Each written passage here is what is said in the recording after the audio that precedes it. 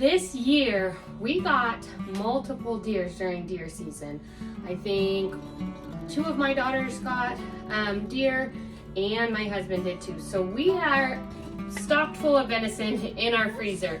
And we have some good friends that have a butcher shop, and they went ahead and made me some specialty products out of my deer, but also cut me up all of my deer jerky meat. So I went ahead and took a couple packages out of the freezer, and we are going to use my Denali Canning Dehydrator and get some deer jerky on our pantry shelf to be able to eat as snacks all year long.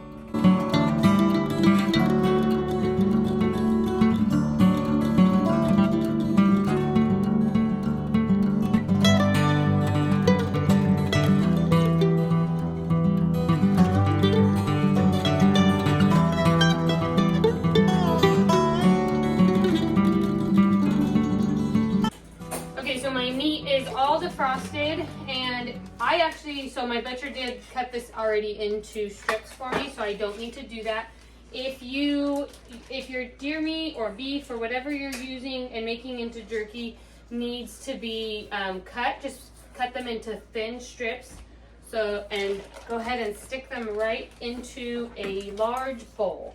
This is about 4.5 to 5 pounds of jerky meat. And I'm just kind of draining off any extra liquid so it's not sitting in my bowl. And now you're going to mix up the sauce to marinate it in. So this is going to marinate in my fridge overnight. That's why I'm making it tonight, and then tomorrow we will go ahead and dehydrate it. Okay, so I have some coconut aminos here, and I'm going to go ahead and put in about 3/4 a cup of coconut aminos, and then I'm going to do same 3/4 of Worcester sauce. Let's see if I have enough here. I really like this brand of Worcester sauce. It's the lean parents, and I get it at Costco in this big bottle. And then you're going to do 1 teaspoon of garlic powder, 2 teaspoons of onion powder, and 1 teaspoon of pepper. And you don't need any salt because the coconut aminos and the Worcester sauce is plenty salty enough. I'm gonna go ahead and whisk this all up so that it is combined and there's no clumps in your garlic salt or any of that. And then I'm gonna go ahead and pour this right over my meat. I'll take my hands and just kind of make sure that it all gets evenly coated with the marinade. And then I'm gonna stick this right in my fridge. You wanna do at least 6 hours of it marinating, but I'm gonna do it overnight, and then I'll pop them in the dehydrator tomorrow morning. So we will see you back here in the morning to get these in the dehydrator.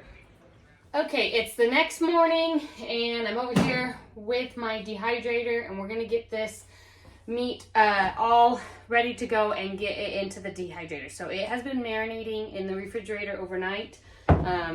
Like I said, the minimum you want it to marinate for like 6 hours. So if you want this project to be done in a day, you can get up really early, get it mixed up, and get it in the refrigerator to marinate for a minimum of 6 hours. And then it's about 6 hours in the dehydrator, depending on how thick your slices of meat are.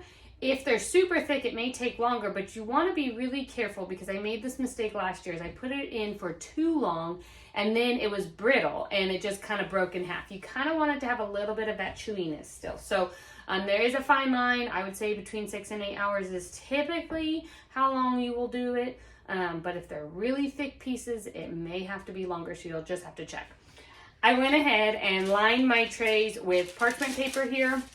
And that's just because of the juice and the liquid in the meat that it's been sitting in. It's going to drip through, and it'll kind of catch all of the mess. So I am using my Denali Canning. It's called the Beast Dehydrator, and I really like it. It's digital. I'll go ahead and turn it on right now. And you're going to go ahead and do these, set your dehydrator to 165 degrees since it is meat. So we're going to go ahead and line each of our pans here, or our trays, And you don't want them to be stacked. You want them to be in a single layer. And then we'll get it into our dehydrator.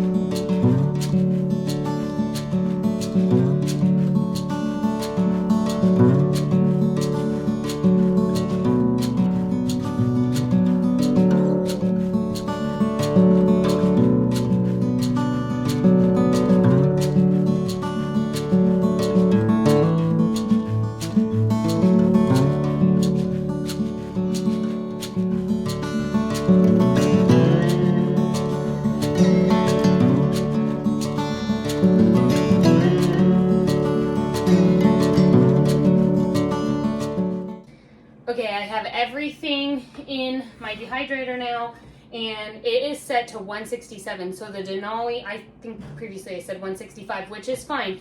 If you have like an Excalibur, I think it says 165. The Denali dehydrator that I have here, they have preset temperatures, and so this one is set for 167. So that's as high as it goes. That would be the setting I would set it on for meats, and they are all in there.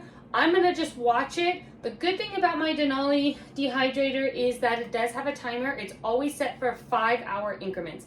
So that makes it actually really nice that I can't forget about it, and it'll automatically turn off at the 5 hours.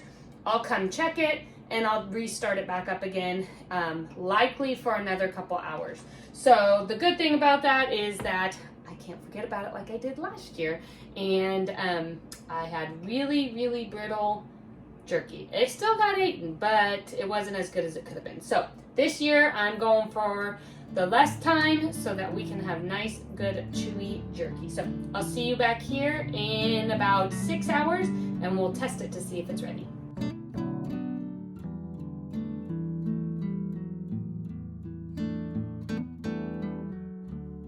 Okay, so the beef jerky has been going for probably close to, I would say, 8 to 9 hours. I didn't really take a look at it, but it is done. And the way you know that it is done is when you bend it, it bends, but then it does end up breaking. Some of these were a little bit thinner than other pieces, and so they did get a little bit crunchier, maybe a little bit too overdone, but that's okay. We enjoyed those just the same. So now you have all of your beef jerky ready to put into jars. Cap it, seal it in an airtight container, stick it on your pantry, and you guys can munch on these as snacks whenever you want, and they're a nice, delicious snack. Make sure to like and subscribe to the video. I send out one new video every single week. Jump on over to the blog and join our email community over there. I send out one email a week over there with recipes and ranch life. I share some canning recipes and all kinds of stuff over there. I hope that this video was helpful for you, and we'll see you next time.